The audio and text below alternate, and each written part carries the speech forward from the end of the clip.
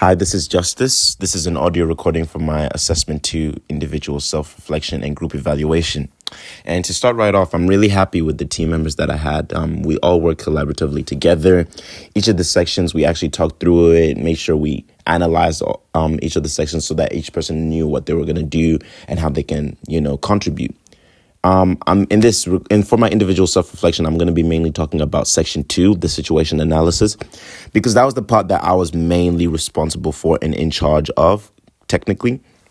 So, yeah, and what I learned is that I actually missed a lot of marks in assessment 1 because I didn't really input or go into detail the way I did in terms of the situation analysis in assessment 1.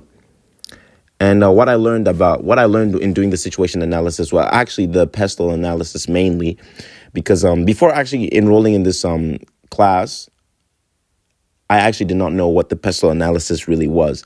So in learning what the pestle analysis was, I got to really think critically on how to address the situation analysis, because beforehand I was kind of just looking at the whole thing at a broad. I wasn't really thinking about it critically, but now the pestle analysis, it kind of acted like a framework for me to follow, because now I can think about things at a social aspect, then I can think of things at a technological aspect, legal, economic, and etc.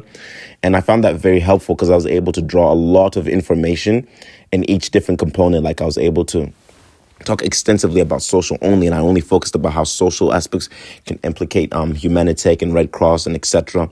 It allowed me to really think properly and kind of organize my thinking, and it just acted like a really good framework, which I found very valuable and insightful.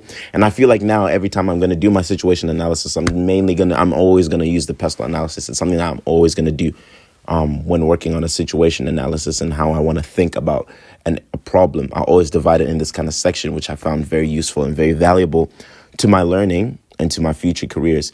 And as well as the stakeholder analysis, I also found that very valuable too, because it kind of lets you see, visually kind of lets you see who you have to focus on. Like when you're putting, let's say, for example, for the sake of this recording, I'm going to say, the Australian Red Cross, they're an internal group.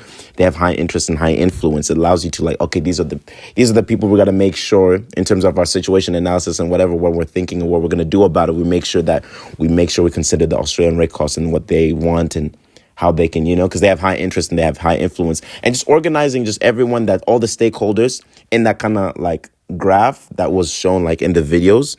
It was very helpful because now I can think about, okay, who should I make sure that I address? Who should I monitor more? Who should I keep close? Who should I just watch? So I also found that very useful and very valuable. So overall, in terms of my individual self-reflection, I really found the situation analysis very beneficial now that I actually properly did it in assessment 2 instead of how I did it in assessment 1. And I found this I'm going to start doing this framework more consistently with my learning in my future projects when I'm trying to figure out a situation. I found that pestle analysis and the stakeholder evaluation is something that I will take with me to the future and found it very valuable.